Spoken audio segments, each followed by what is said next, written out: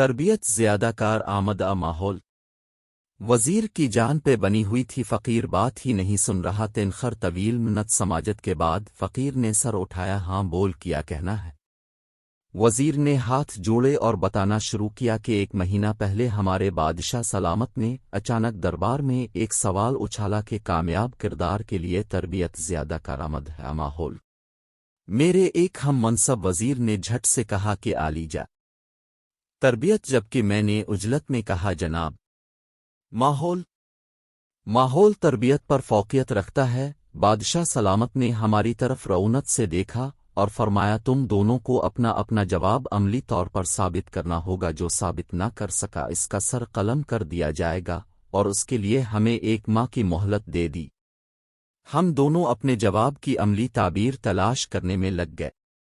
میں سوچ کے پاگل ہونے کے قریب تھا مگر کچھ سمجھ میں نہیں آ رہا تھا کہ 24 دن بعد اچانک میرے ہم منصب وزیر نے میری موت کے پروانے پر گویا دستخط کرتے ہوئے دربار میں اپنے جواب کو عملی طور پر ثابت کرنے کی اجازت چاہی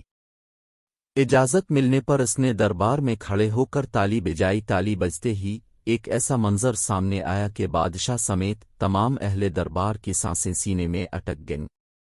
دربار کے ایک دروازے سے 10 نلیاں منہ میں پلیٹیں لیے جن میں جلتی ہوئی موم بتیاں تھیں ایک قطار میں خرامہ چلتی دربار کے دوسرے دروازے سے نکل گئیں نہ پلیٹیں گریں اور نہ موم بتیاں بجھیں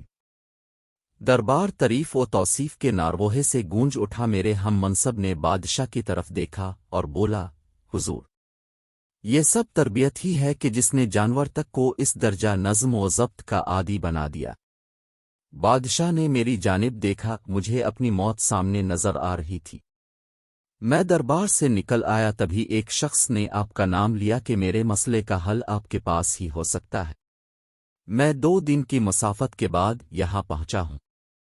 دی گئی مدت میں سے 4 دن باقی ہیں اب میرا فیصلہ آپ کے ہاتھ میں ہے فقیر نے سر جھکایا اور آستہ سے بولا واپس جاؤ اور بادشاہ سے کہو کہ 30 دن تم بھرے دربار میں ماحول کی افادیت ثابت کرو گے مگر میں تو یہ کبھی نہ کر سکوں گا وزیر نے لاچارگی سے کہا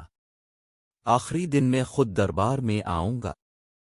فقیر نے سر جھکائے ہوئے کہا وزیر مایوسی اور پریشانی کی حالت میں واپس دربار چلا آیا مقررہ مدت کا آخری دن تھا دربار کھچا کھچ بھرا ہوا تھا وزیر کا دل زور زور سے دھڑک رہا تھا سب کی نظریں بار بار دروازے کی طرف اٹھتی تھیں کہ اچانک ایک مفلوک الحال سا شخص اپنا مختصر سامان کا تھیلا اٹھائے دربار میں داخل ہوا بادشاہ کی طرف دیکھا اور بولا وقت کم ہے میں نے واپس جانا ہے اس وزیر سے کہو تربیت کی افادیت کا ثبوت دوبارہ پیش کرے تھوڑی دیر بعد ہی دوسرے وزیر نے تالی بجائی اور دوبارہ وہی منظر پلٹا دربار کے دروازہ سے 10 بلیاں اسی کیفیت میں چلتی ہوئی سامنے والے دروازے کی طرف بڑھنے لگیں سارا مجمع سانس روکے یہ منظر دیکھ رہا تھا وزیر نے امید بھری نگاہوں سے فقیر کی طرف دیکھا جب بلیاں عین دربار کے درمیان پہنچیں تو فقیر آگے بڑھا اور ان کے درمیان جا کے اپنا تھیلا الفالٹ دیا تھیلے میں سے موٹے تازے چوہے نکلے اور دربار میں ادھر الفادیر بھاگنے لگے بلیوں کی نظر جیسے ہی چوہوں پر پڑی انہوں نے منہ کھول دیے پلیٹیں اور موم بتیاں دربار میں بکھر گئیں ہر طرف بھگدڑ مچ گئی بلیاں چوہوں کے پیچھے لوگوں کی جھولیوں میں گھسنے لگیں لوگ کرسیوں پر اچھلنے لگے دربار کا سارا نظام درہم برہم ہو گیا فقیر نے بادشاہ کی طرف دیکھا اور بولا اب کسی جنس کی جیسی بھی اچھی تربیت کر لیں اگر اس کے ساتھ اسے اچھا ماحول فراہم نہیں کریں گے تو تربیت کہیں نہ کہیں اپنا اثر کھو دے گی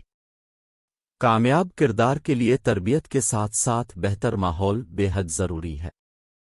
اس سے پہلے کہ بادشاہ اسے روکتا فقیر دربار کے دروازے سے نکل گیا تھا ہمارے ہاں ساری ذمہ داری استاد کی تربیت پر ڈال دی جاتی ہے گھر اوہے کا کیا ماحول ہے اس طرف کوئی توجہ نہیں دی جاتی